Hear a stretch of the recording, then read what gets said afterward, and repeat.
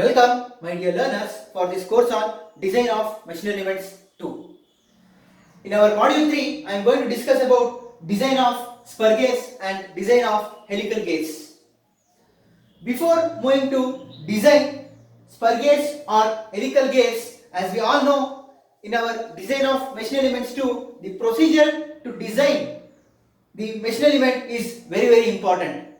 So therefore, before going to solve the problem on design of spur gears, I wish to discuss the procedure to be followed to design the spur gear. So in our lecture 1 of module 3, I will be discussing the procedure to design spur gear in detail. So today's topic is design of spur gears. Let us discuss the procedure to design spur gear.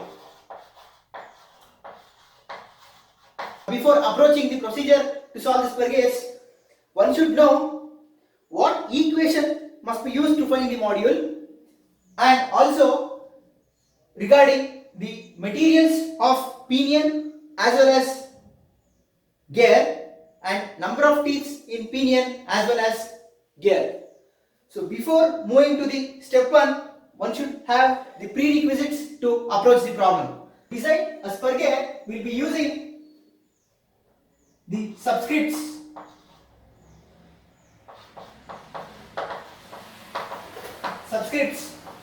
one to indicate for details with respect to pinion, and subscript 2 is used to specify the details with respect to gear. Now the problem on design of gears is categorized into two parts. In part 1, our aim is to determine the module. In part 2, our aim is to determine the Brinell hardness number, or our aim is to compare whether the design is safe from the strength point of view.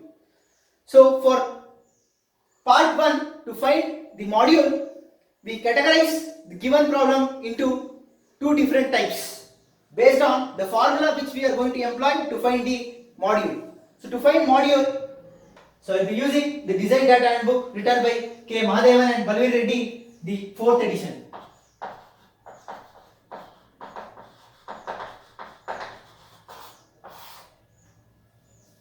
So from the design data handbook written by K. Mahadevan and Balvir Reddy in the 4th edition, the module formula is given from equation 12.5b, page number 204. M is equal to 2mt divided by sigma d Cv Kyz whole to the power of 1 by 3. Now we will differentiate the problem into two categories based on the pitch circle diameter. If pitch circle diameter is given, then we should solve this equation for m square y. If the pitch circle diameter is not given, we should solve this equation for m cube Cv. Why is that so? Why, if pitch circle diameter is not given, we should solve this equation for m cube Cv? If pitch circle diameter is given, why we should solve this equation for m square y is the question to be answered. At this moment, take my words as it is. I will explain in detail when we solve problems. So therefore, the categories of problems are: if pitch circle diameter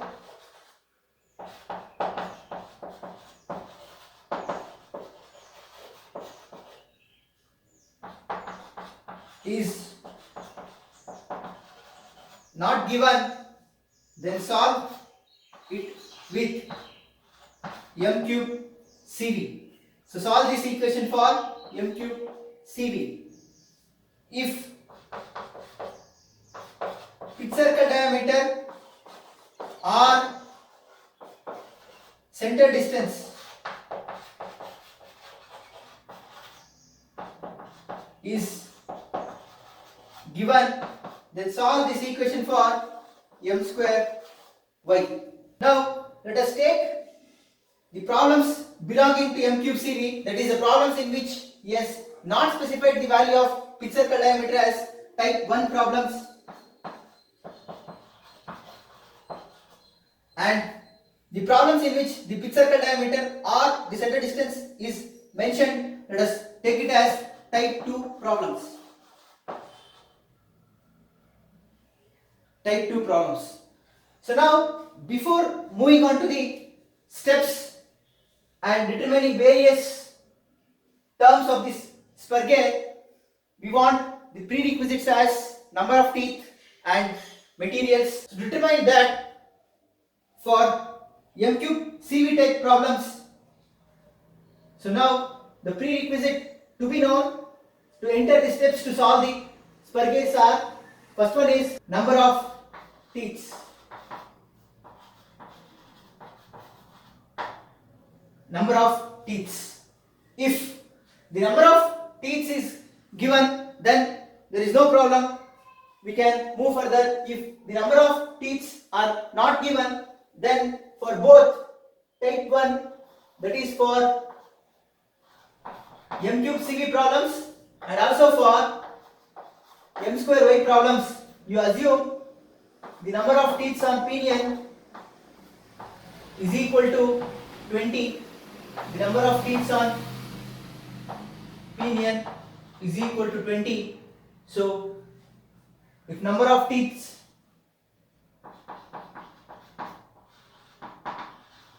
not given, assume the number of teeth as Z1 is equal to 20, and for M square Y types you assume it as Z1 is equal to 20, where Z stands for number of teeth and 1 stands for pinion. For pinion you assume the number of teeth as 20 for M-cube CV and adopt it and proceed.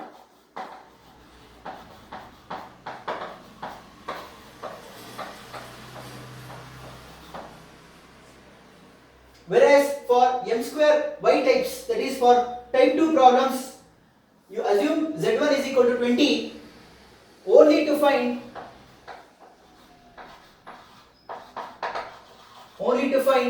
the weaker member. We will find the weaker member in our step 1. So therefore, this 20 what you assume should be used only to find which is the weaker member. From step 2 onwards, wherever you will get Z, you replace it with help of module. So module is defined as pitch circle diameter by number of teeth. So therefore, Z I can express as replace Z by D by M. Replace Z by D by M, where D is pitch circle diameter and M is module. So this is very important. Next is material.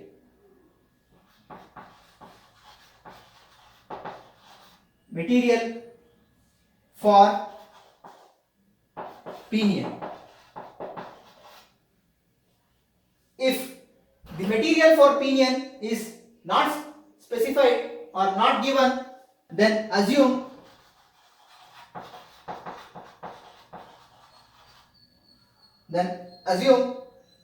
the material for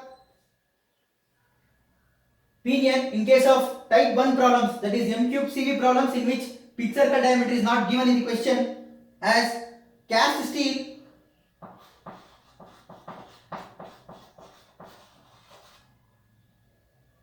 (0.2% C, heat treated,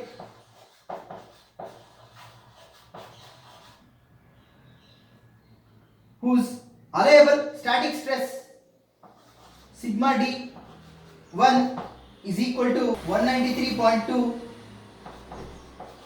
MPa. So this is from table 12.7, page number 234.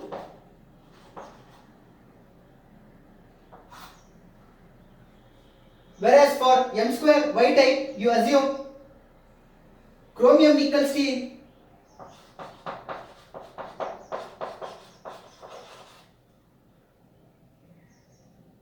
about 0.45% C, heat treated.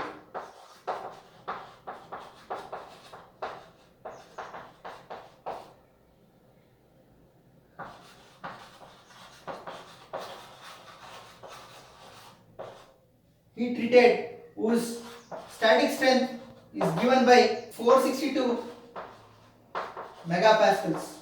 This is also from table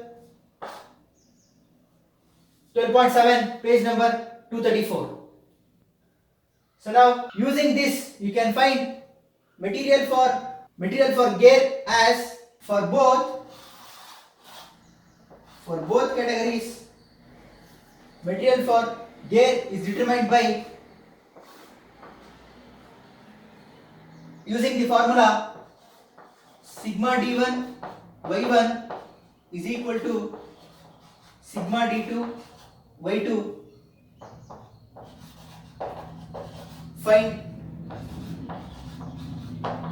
sigma d2. Whereas the value of sigma d1 is 193.2 for m cube CV type, it is 462 for m square y type. So why we are assuming these specific materials for pinion is because if you adopt these materials, you can demonstrate the design properly and you will get the proper answers to demonstrate the design of spur gear, where the values of y1 and y2 are nothing but the Lewis form factor given by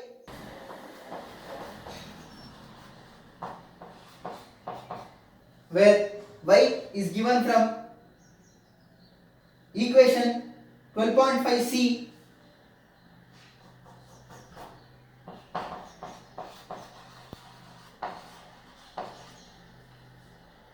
equation 12.5c to 12.5d, page number 204. Once you find the value of sigma d2, compare the value of sigma d2 with the values present in the table 12.7 in page number 234 and adopt the closest value for sigma d2 and adopt the material for gear. That is, once sigma d2 is determined, compare the value with values from table 12.7, page number 234 and adopt the closest value, hence we get the material for gear. Next, the teeth and the diameters can be determined by using the reduction ratio. So reduction ratio or speed ratio is defined as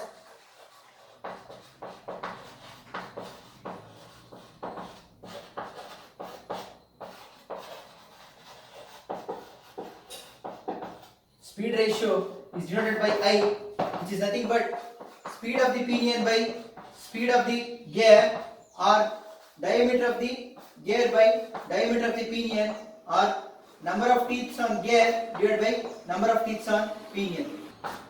So this is the one more important formula you should note down.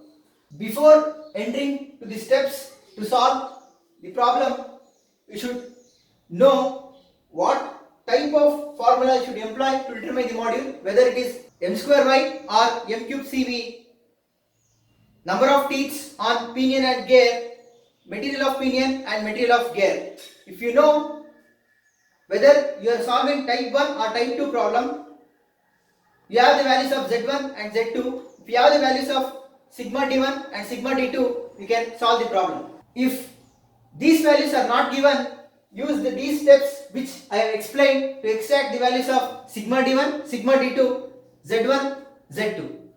Next, moving on to our step 1. Now, entering into the steps to solve the problems on spur gears. we know the values of number of teeth is known. Allowable static strength is also known for both gear as well as pinion. If not given, I have already explained how to extract the values. Moving on to our step 1, to find weaker member. So to find weaker member, you make a table. One is particulars. We have pinion and gear. Next, you note down the allowable static strengths, sigma d. So sigma d1 for pinion and sigma d2 for gear, and also you note down the values of y, that is Lewis form factor from the equation 12.5a to 12.5c, based on the type of gear you are going to design, whether you are going to design 20-degree involute teeth or 20-degree stub or 14.5 degree, and multiply these two, you get the product of sigma d into y. So y, I already explained, will be extracting from the equation 12.5c to 12.5d. Now the remark you should write. So remark will be higher and lower values of sigma d into y.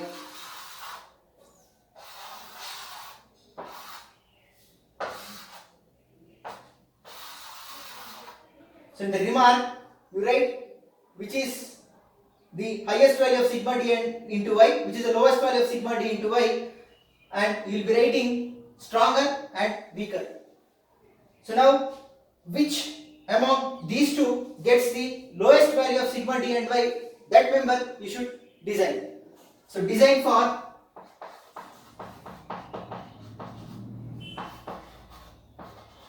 weaker member.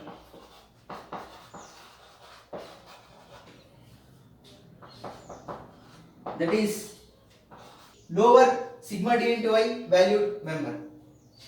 So once you decided whether you should design for gear or you should design for pinion, moving on to our step 2 is to find module.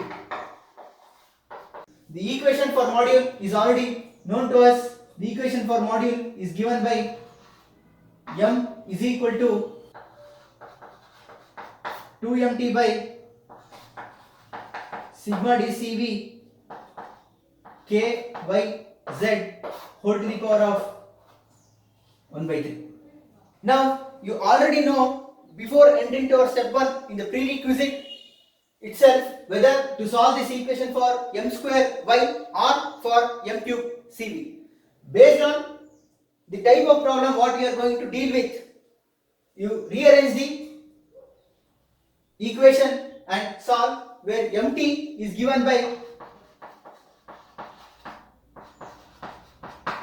9.55 into 10 to the power of 6 into p by n into cs. Note down this formula. This formula is not available in the data handbook, where p is in kilowatts, the unit of p should be in kilowatts, and the unit of speed should be in rpm, revolution per minute, and cs is the service factor.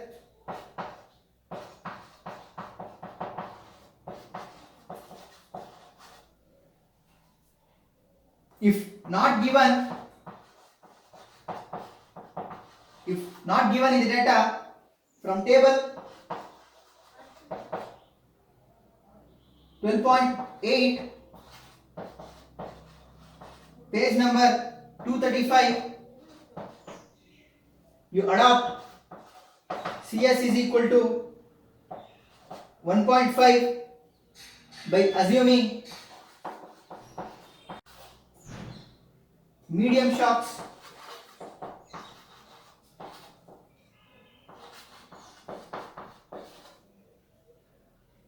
with 8 to 10 hour service per day.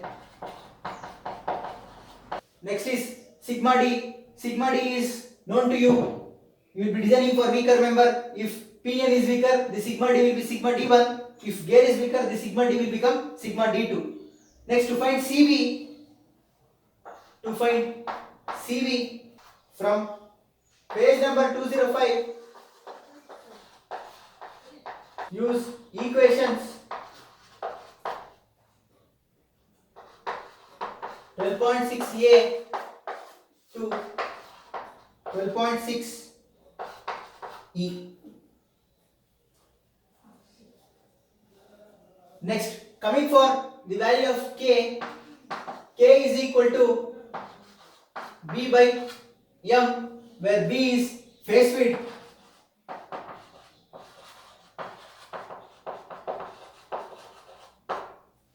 If not given in the data, always take phase width as 10 times the module. So therefore, the value of k is 10 always if phase width is not given. Next, you have capital Y.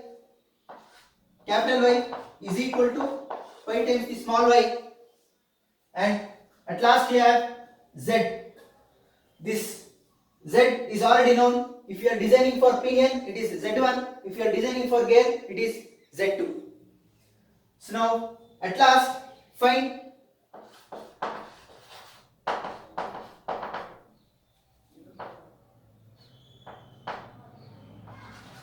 m cube CV or m square y as per the problem what you are solving. So this will be the required value of m cube CV or m square y. Next, to adopt the module, we should find the value by assuming the module in trial and error method, and if you multiply the assumed value of module into CV or the assumed module into y, it should exceed the required value. Once it exceeds the required value, you can adopt the module and solve the problem. Next is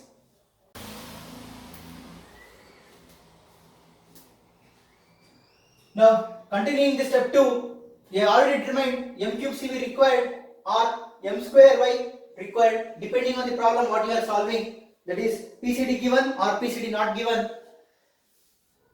Now you assume the module and find by trial and error method m cube CV adopted greater than the value what you have got in step 2.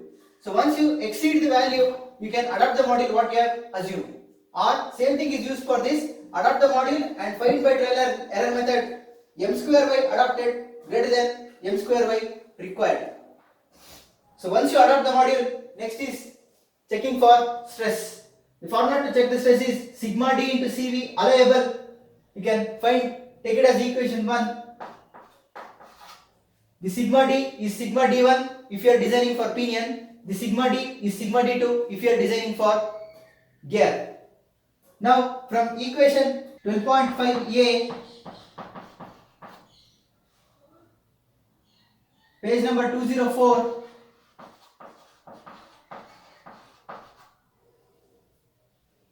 you have the formula for Lewis equation given by Ft is equal to sigma d CV b y m. You rearrange this equation to find sigma d into CV product, that is sigma d CV induced. How to find Ft? Ft is given by 2mt by d2, that is from equation number 12.8a, page number 206. From page 206,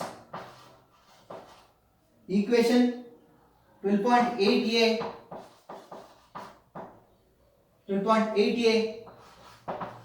find Ft, which is equal to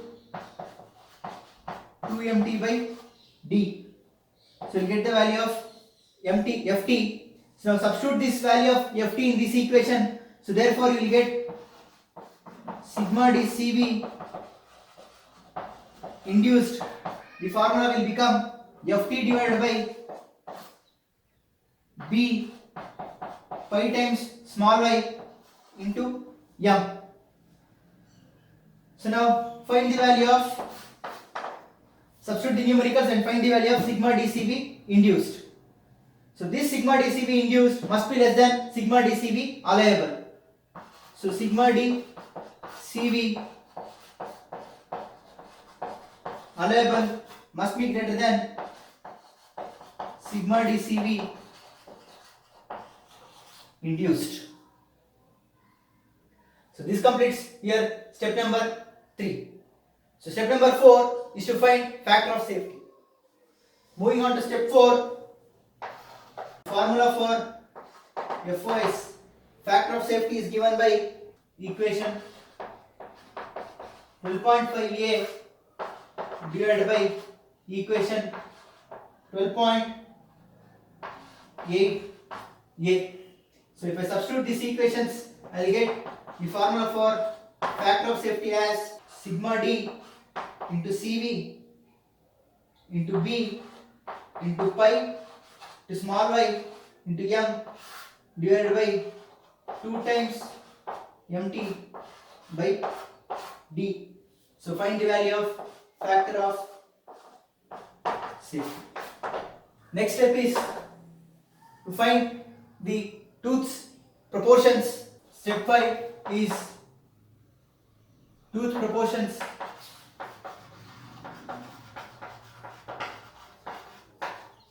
The tooth proportions are determined from table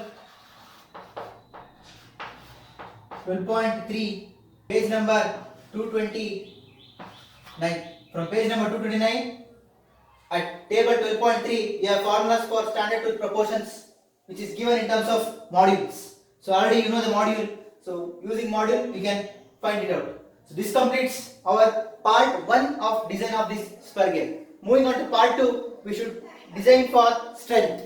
Now to check for strength, continuing the problem, the step 6 will be to find dynamic load.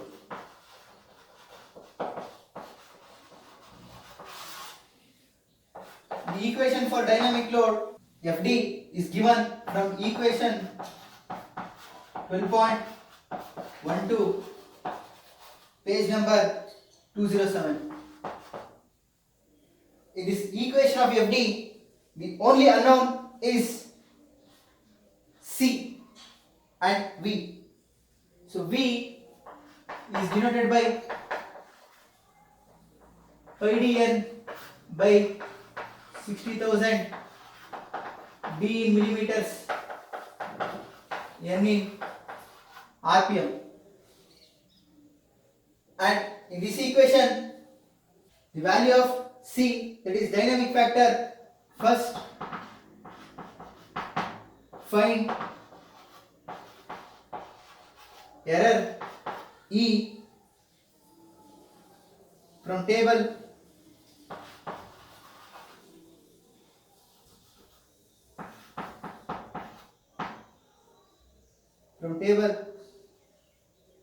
12.13, page number 237.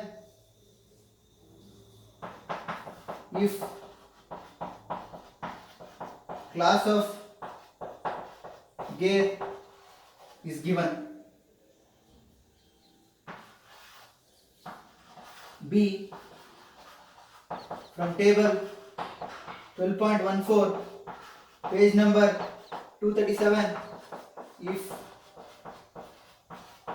class of gear is not given. So once you know the value of error, using error,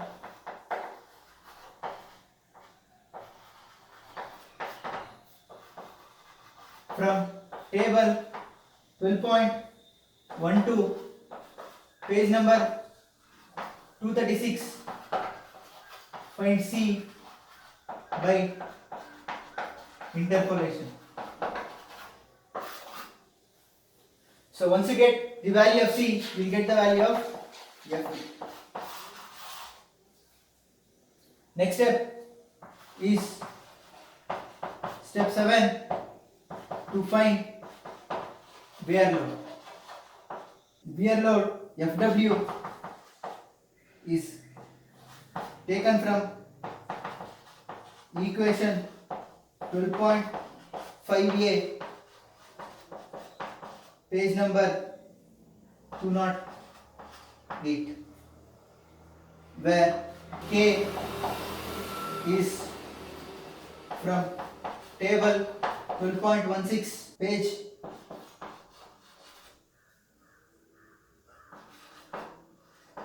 239, and FW must be greater than or equal to FD. So if this condition is satisfied, then design is also safe from strength point of view. This step 7 is used if we already given the value of BHN, that is Brinell hardness number. If hardness of the gear and pinion is known, then step 7 is done like this. If he clearly asked to find the BHN, then step 7 will become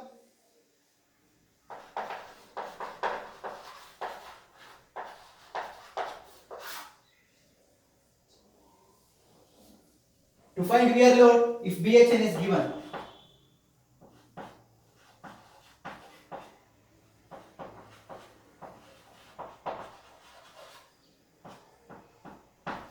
If BHN is given, then this is the procedure to find the wear load and compare with the dynamic load and find whether the design is safe from strength point of view or not.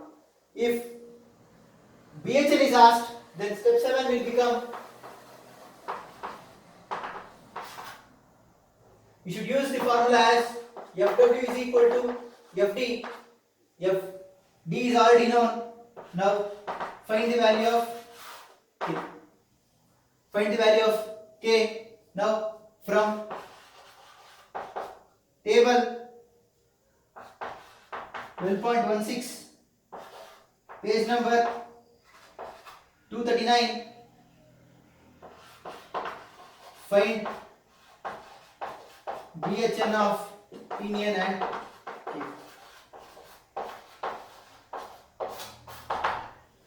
So this is the complete procedure to find and design modules and checking for strengths for design of spur gears on to calculate the hardness of spur gear. So this completes our lecture number 1 of design of spur gears in our module 3. That's all from this lecture. Thank you.